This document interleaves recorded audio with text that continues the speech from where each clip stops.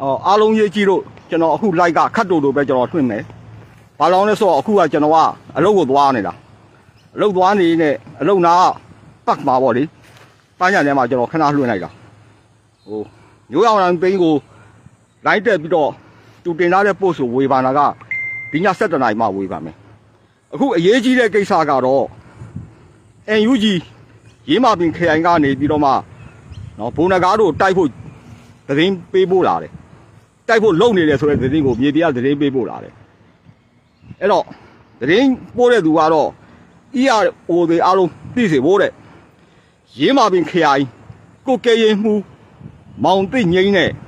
viewer 48ခရိုင်တိုက်ရင်4အဲ့ဒီခရိုင်တိုက်ရင်4ကမောင်မိုးကောင်းခေါ်မောင်ဆရာမင်းတို့ကတဲ့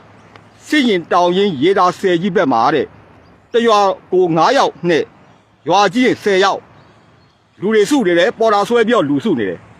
သူတို့ရည်ရွယ်ချက်ကတော့ BNI ကိုတိုက်ဖို့အတွက်အားစုနေတာဖြစ်တယ်2ရက်3ရက်အတွင်းမှာ BNI ကိုစစ်ကြောင်းထိုးဖို့ပြင်နေတယ်ထပ်ပြီးပြောပြမယ်ရင်းမာပင်ခရိုင်ကိုကဲရင်မှုမောင်ပင့်ငိမ့်နဲ့ viewer 48ခရိုင်တိုက်ရင်4ကမောင်မိုးကောင်းခမောင်ဆရာမင်းတို့ကစစ်ရင်တောင်ရင်ရေတာ10ကြီးဘက်မှာတရွာကို9ယောက်ရွာကြီးရင်10ယောက်နဲ့ပေါ်တာဆွဲနေတယ် BNI ကိုတိုက်ဖို့အတွက်အားစုနေတယ်2ရက်3ရက်အတွင်း BNI ကိုစစ်ကြောင်းထိုးဖို့ပြင်နေတယ်အဲ့ဒါကတက်လာတဲ့သတင်းထို့အတူပဲအော်ဆွေးရမှာရှိတဲ့ NUG ကိုယ်စားလှယ်ကနေပြီးဟိုတလောကပို့စင်ထားတယ်ဒီတော့စစ်ကြောင်းတွေထိုးဖို့စပြီဆိုတာဒါတွေကတော့ချိတ်ဆက်မှုရှိတယ်လေရောင်းလို့ဒီဖြစ်တဲ့ဖြစ်ရကဆိုရင်နော်ဒီ NUG ရဲ့ကိုယ်စားလှယ်ကနေပြီးတော့စစ်ကြောင်းထိုးဖို့ပြင်နေဆိုတဲ့သတင်းရဲ့အခုမြေပြင်ကတက်လာတဲ့သတင်းရဲ့ဆိုနှစ်ခုပေါင်းစရင်ဘုံနဂါးတို့ချိန်မို့မို့အတွက် NUG ကပြင်ဆင်နေတယ်ဆိုတာကိုပြည်သူအားလုံးသိစေဖို့အတွက်ကျွန်တော်အရေးကြီးတဲ့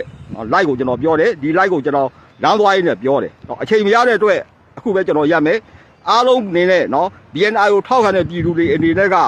BNI ကိုဝိုင်းဝန်းပပိုးကြပါဝိုင်းဝန်းကူညီပါကြပါလို့မြစ်တာရခါပါတယ်ကျေးဇူးတင်ပါ